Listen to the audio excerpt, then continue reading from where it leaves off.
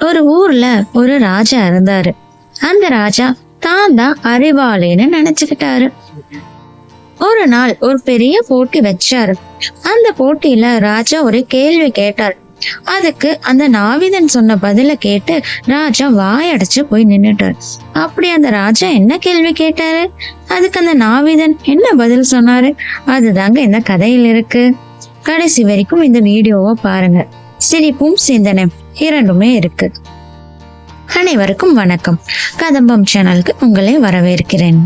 ஒரு காலத்துல வல்லபுரம் என்ற ஒரு ராஜ்யம் இருந்தது. அந்த ராஜ்யத்துக்கு ஒரு ராஜா இருந்தாரு. அந்த ராஜா நல்லவங்க தாங்க. ஆனா ஒரு சின்ன பிரச்சனை. தான் தான் உலகத்திலேயே சிறந்த ராஜா, தான் தான் பெரிய ஞானி என்று தானே நினைச்சுப்பாரு.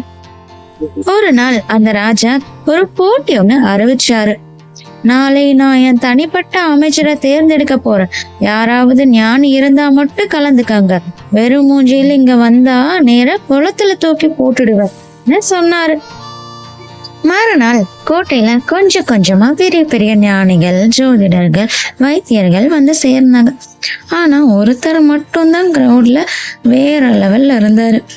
அதுதாங்க நம்ம ஒரு நாவிதன் குப்பன். அவரு பரட்ட தலையோட தோல்ல துணி போட்டுக்கிட்டு கையில வாழைப்பழத்தை வச்சுக்கிட்டு வந்தாரு. எல்லாரும் அவரை பார்த்து சிரிக்கிறாங்க. அந்த கூட்டத்துல சிலர், அட குப்பா, நீயும் போட்டியெல்லாம், ராஜா பார்த்தா கூட சிரிப்பாரு அப்படின்னு ஆளுக்கு ஒண்ணு சொல்லிக்கிட்டு அவரை பார்த்து சிரிச்சுக்கிட்டு இருக்கிறாங்க. ஆனா குப்பா நிம்மதியா சாப்பிட்டுக்கிட்டே நின்னுகிட்டு இருந்தாரு. இப்போ ராஜா அரண்மனைக்கு வந்துட்டாரு. போட்டியும் ஆரம்பிச்சிருச்சுங்க. முதல் கேள்வி, உலகத்திலே மிகப்பெரிய சக்தி என்ன அப்படின்னு ராஜா கேட்டாரு.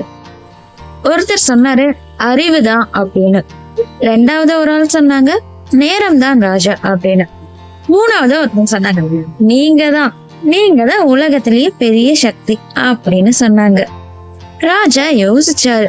ஆஹா, நல்ல பதில் அப்படின்னாரு. அதுக்கு குப்பன் ரொம்ப கேஷுவலா, ராஜா சக்தியா, எதுவும் இல்ல, பேச்சுதான் அப்படின்னாரு. ராஜாவே கன்ஃபியூஸ் ஆயிட்டாரு. பேச்சா அப்படின்னு அந்த ராஜா கேட்க, அதுக்கு அந்த குப்பன், ஆமா ராஜா, உங்களை தானே எல்லாரும் ஞானி ஞானின்னு சொல்றாங்க, அது பேச்சால தானே அப்படிங்கிறாரு குப்பன். இந்த ரவுண்ட்ல குப்பனுக்கு மார்க் கிடைச்சிருச்சு. இப்போ ரெண்டாவது ரவுண்டுங்க. இப்போ ராஜா யாரும் கேட்கலனா கூட ஒவ்வொருத்தருக்கும் கொடுப்பாங்க. அது என்னன்னு கேட்டாரு. அதுக்கு ஒருத்தர் சொன்னாங்க அன்பு அப்படின்னு, இன்னொருத்தங்க சொன்னாங்க மரியாதை அப்படின்னு. ஆனா குப்பன் இருந்துட்டு அது அட்வைஸ் ராஜா அப்படின்னாரு. யாருமே கேட்கலனா கூட ஒவ்வொருத்தருக்கும் கொடுப்பாங்க அப்படின்னு சொல்லிட்டு குப்பன் சொன்னாரு. அதுக்கு ராஜா இருந்துட்டு ரொம்ப சத்தமா சிரிச்சுக்கிட்டே, ஆமா அது சத்தியம், ஏன் ராணி தினமும் எனக்கு அட்வைஸ் தருவாரு அப்படின்னாரு. இந்த ரவுண்ட்லயும் குப்பனுக்கு இன்னொரு மார்க் கிடைச்சிருச்சுங்க. இதுதாங்க ஃபைனல் ரவுண்டு. ராஜா இருந்துட்டு, இது கடைசி சோதனை, என் தலையில எத்தனை முடி இருக்குன்னு சொல்லுங்க அப்படின்னாரு. ராஜா கேட்ட கேள்விக்கு எல்லாருமே வாய் அடைச்சு போய் நின்னுட்டாங்க. யாருமே எந்த பதிலுமே சொல்லல. அந்த நேரத்துல குப்பன் இருந்துட்டு, சரியாக 14,284 முடி இருக்கு ராஜா அப்படின்னாரு. ராஜா ஷாக் ஆயிட்டாருங்க. அப்படி எப்படி சொல்ற அப்படின்னு கேட்டாரு. அதுக்கு குப்பன் இருந்துட்டு, நீங்க என்ன பாருங்க ராஜா, ஒரு முடி குறைஞ்சா கூட நானே குளத்துல போய் குதிச்சிடுறேன் அப்படின்னு சொன்னாரு. குப்பன் சொன்ன பதில கேட்டுட்டு ராஜா வாயடைச்சு போய் நின்னுட்டாங்க.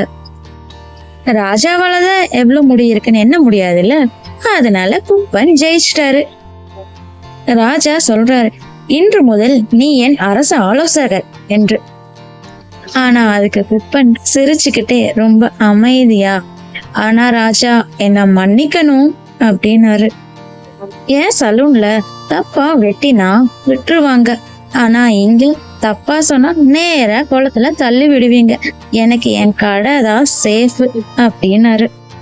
குப்பன் நிம்மதியா கையில ஒரு துணியோட அப்படியே நடந்து போயிட்டாருங்க.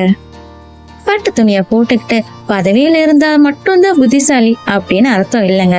சில சமயத்துல பரட்ட தலையோட தோல்ல ஒரு துணியை போட்டுக்கிட்டு கையில ஒரு வாழைப்பழத்தை வச்சுட்டு இருக்கவங்க புத்திசாலியா இருப்பாங்க. உண்மையான புத்திசாலித்தனம் அப்படிங்கறது செல்வத்திலயோ இல்ல பதவியிலயோ இல்லைங்க, அது நம்ம சிந்தனையில தாங்க இருக்கு. இந்த கதை உங்களுக்கு பிடிச்சிருந்தா லைக் பண்ணுங்க, ஷேர் பண்ணுங்க, கமெண்ட்ல சொல்லுங்க உங்க வாழ்க்கையில சந்திச்ச புத்திசாலி யாருன்னு. சப்ஸ்கிரைப் பண்ண மறந்துடாதீங்க. நாம அடுத்த கதையில் சந்திப்போம். நன்றி.